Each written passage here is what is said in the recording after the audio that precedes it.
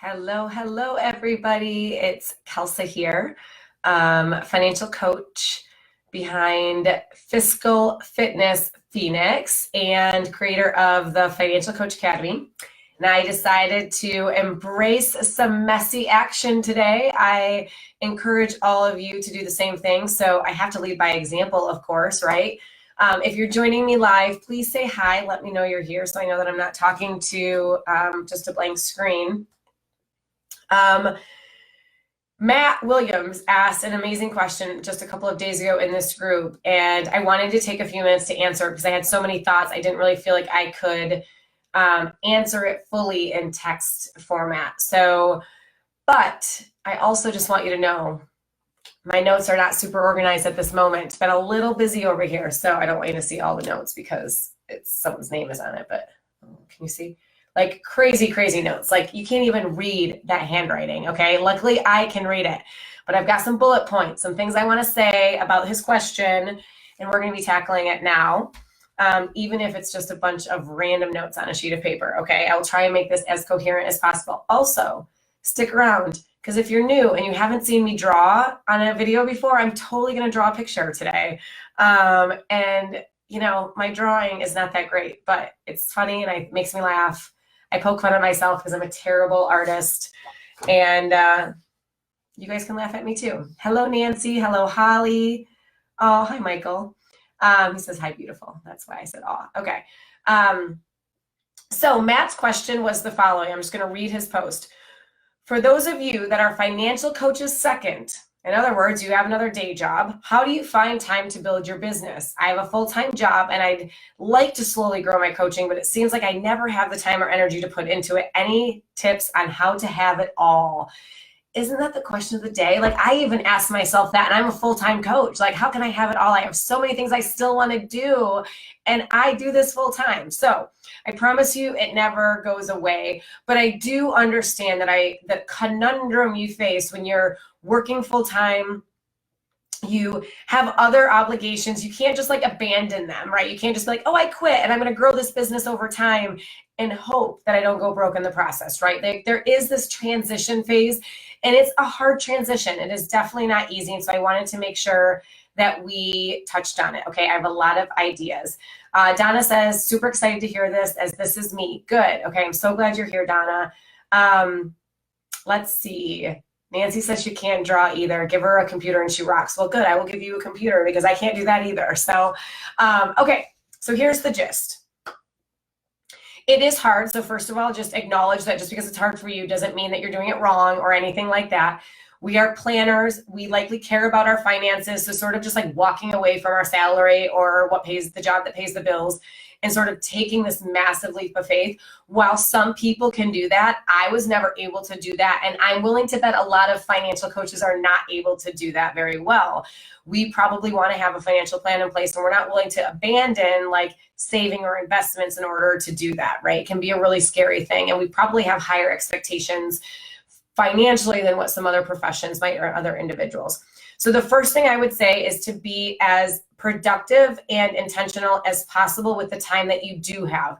So time block as best as possible, prioritize the things that are on your plate, figure out which one is going to have the biggest impact and the fastest. Try to be as intentional as possible with the time that you do have. If you've got 6 hours a week to work on your business, and you have to spend, the first hour of that just kind of like figuring out what to work on, it's going to, really stall you out a little bit. So be as productive as possible.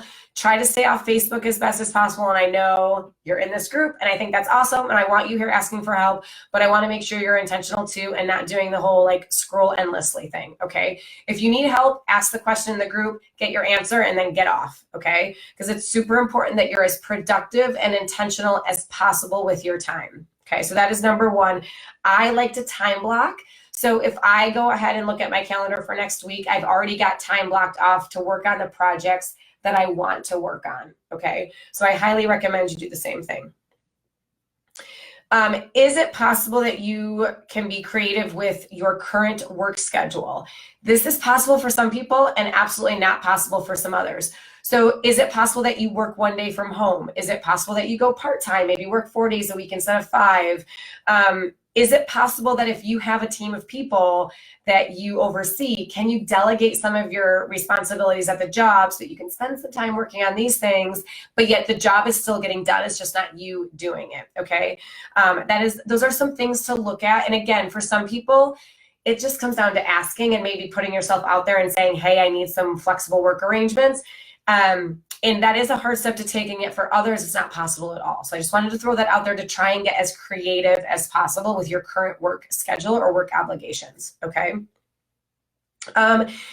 Automate or delegate whenever possible. So if you only have 8 hours a week to work on your business, at some point you want as many of those hours in revenue generating activities as possible. So you want to be coaching people for as many of those 8 hours as possible. And you want to spend as little of it doing administrative tasks as possible. So either find ways to automate or find ways to delegate. So, and delegating can be like if you've got a teenage son or daughter that could help you do some things. If you've got a spouse that can help you. If you have a kid down the street that is really good and just, kind of like an internship almost. Those are the types of things I would definitely look at, even if it's just 2 hours a week where they're spending those 2 hours doing the administrative tasks and you're replacing those 2 hours with client time. It will simply help you ramp up to be able to leave, okay? Your full-time job. I believe to think about your schedule as not so much as balance, but as harmony. So I think sometimes we come up with this schedule and it's like, I have 8 hours and I'm going to be perfect for 8 hours every single week. And then the next week the kids get sick or I have to travel for work or something like that. And know that not every week is going to go perfectly. It is okay that there's like some harmony there. And I had a coach explain this to me probably 10 years ago. And it's something that has really stuck with me, that think about our schedule and all of our priorities and all of our obligations as music and in a band. And in a band or an orchestra, not all of the instruments play at the same level and at the same tune constantly. If they did, that would not be music, right? Sometimes the drums play really loudly and the flutes are very soft. And other times the trumpets take over and it's like their moment and everybody else is playing very quietly or even just not playing at all, right? And that's how our schedule has to work too. So there are some weeks where your current career, your current job will have to play a front role. And then there are weeks where when it doesn't, you really want to, capitalize on the fact that your business can be your number one priority that week. And you want to make that a priority and you really want to like seize that opportunity. Okay. So that's where prioritizing and time blocking and all of that comes into play. So you want to just know that like, that's normal. It's not normal that like every week goes exactly as planned. Okay. Let's see, ask for help and support whenever possible. A post just came up in my memories. I think it was like 2 days ago. And it was a post from about 8 years ago where Michael had helped me with some business projects that I had.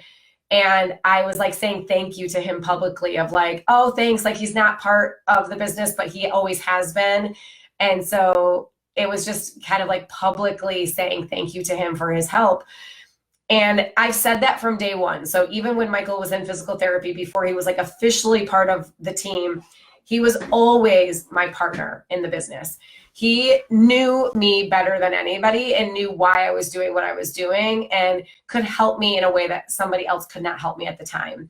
So maybe you have that person that can help you. Maybe you lean on us in the group for help. Maybe if you're like, here's the 3 things that I want to work on, help me figure out which one is most important, right? And we can absolutely guide you on that. But certainly ask for help, ask for support, even for like little tasks. I know it can be really hard to ask for help, but I think it's a really great strength. And the better you get at that, the faster your business will take off, okay? I like to start with energy-giving tasks. And I'm going to be super honest. Today, I was kind of in a funk. I'm not going to lie. And I don't know why, because I don't get bad days very often, but once in a while I do. And today was one of them. We obviously were at FinCon for, 5 or 6 days. We were on a 2-week vacation before that. I came back. I didn't have a voice. So I had all this stuff I wanted to do, like videos and all that. I couldn't do any of them. And And so today I was really feeling the weight of all this stuff that I needed to do. And I just felt stuck as far as like, what do I possibly need to do first? It all feels really urgent to me right now. And I was feeling a little, I don't know, oh, woe is me, I guess. I don't know. And I decided to first and foremost meet with my team because my team fires me up. I met with Michael and we kind of talked about what is most important and what he can help with and that kind of thing. And then I hopped on here and did a video with all of you. And that is because talking to my people, talking to the people that I love, my team, my husband, and all of you gives me energy, okay? And already I can tell that my energy has shifted from like 10 minutes before I did this video.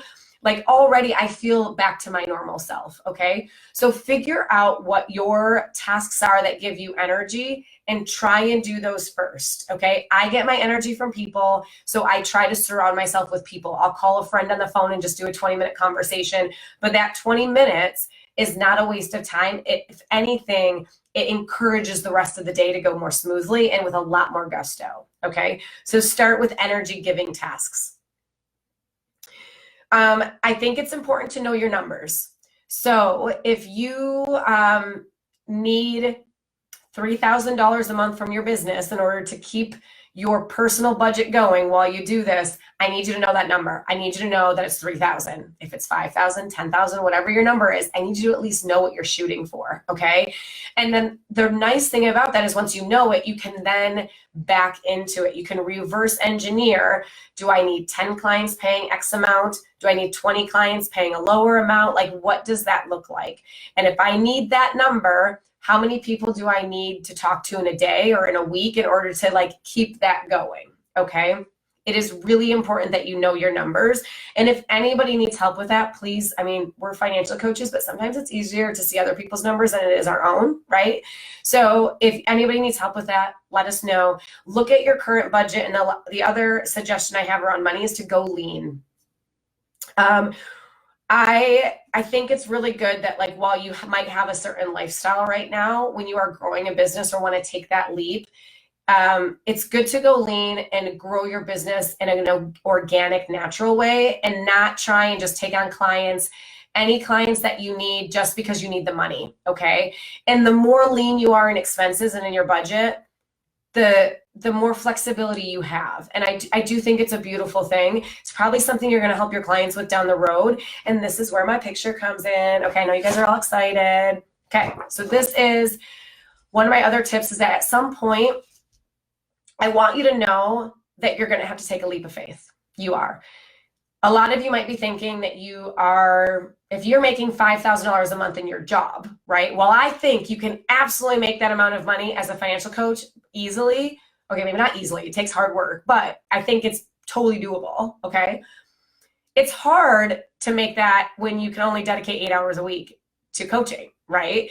When you've got administrative work to do and the actual revenue, like meeting with client side of things, right? So at some point, even though your goal is to make enough money to like replace your salary job, it might not be that you can make it while you're also still working, okay? So here's my picture.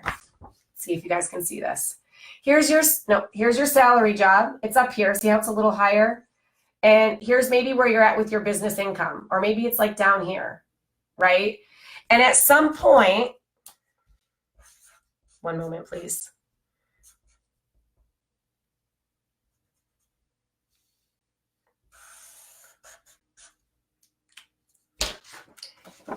This is you.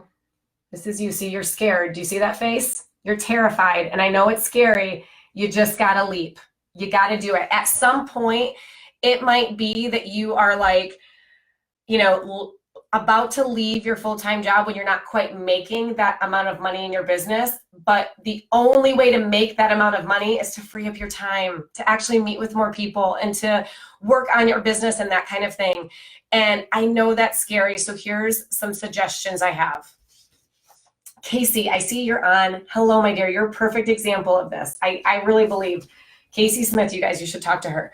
So she took the leap of faith, and like the business momentum, like after she did that, was really able to take off because you're able to actually dedicate your time and energy to it fully, right? so she's a great example, but I want you to build a runway, and I want you to kind of set a date that's out there. When I came home from my corporate job one day and I told Michael, I said, I have to try this. I have to. I feel like I'm, spending 10, 12 hours a day at work, not really happy about it. Doesn't fill my cup. I don't feel excited about it. And then coming home and working with somebody for an hour, and that 1 hour is the best hour of my day. Like, I've got to find a way to make more of my day this, right?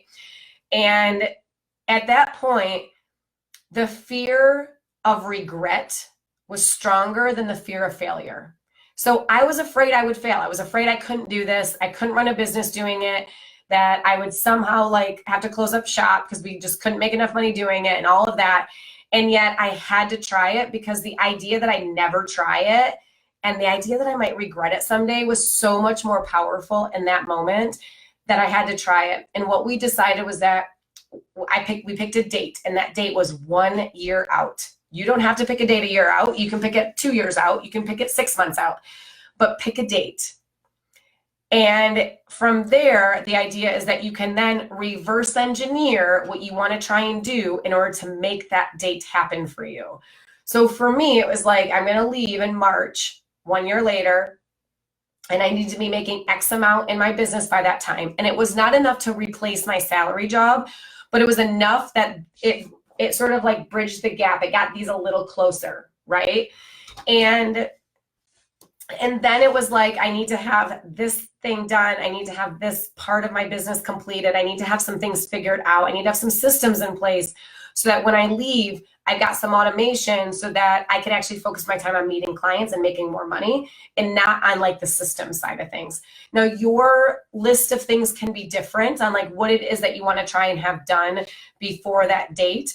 But then it's kind of like a wedding planner, where you first pick the date of your wedding, and then it tells you 1 month before you need to have this done, 6 months before you need to have this done, 8 months before you need to have this step done. And so by picking the date out there, it just helps you to create the vision and then keep you on task. Okay, so it helps you to prioritize and to really stay energetic and to keep moving forward with your business. Okay, so create a plan around that, and then create your runway. So this, I know I got a bunch of financial coaches on this call, but this part right here, you need some savings in place, right? Because if you have to go 3 months before you're able to cover all of your expenses, maybe you're $1,000 short a month, your business income compared to what your expenses, as lean as you can get them, that's where your savings is going to come into play. Okay. And that's okay. We did that. We had a 1 year runway. So we told ourselves, once I actually left my corporate job, that we could give it a year. And if I failed, then I could just go back into corporate America. And I always like to point out to new coaches that I want you to know, I thought I would fail at this. We had a plan B. It was if Kelsa fails at this, when Kelsa fails at this, when this doesn't work, this idea, I'll just go back into corporate America. In other words, it was kind of what we thought would happen, right? And of course it didn't. I'm here talking with all of you, which is amazing. But I want you to know that fear was absolutely there. It's scary.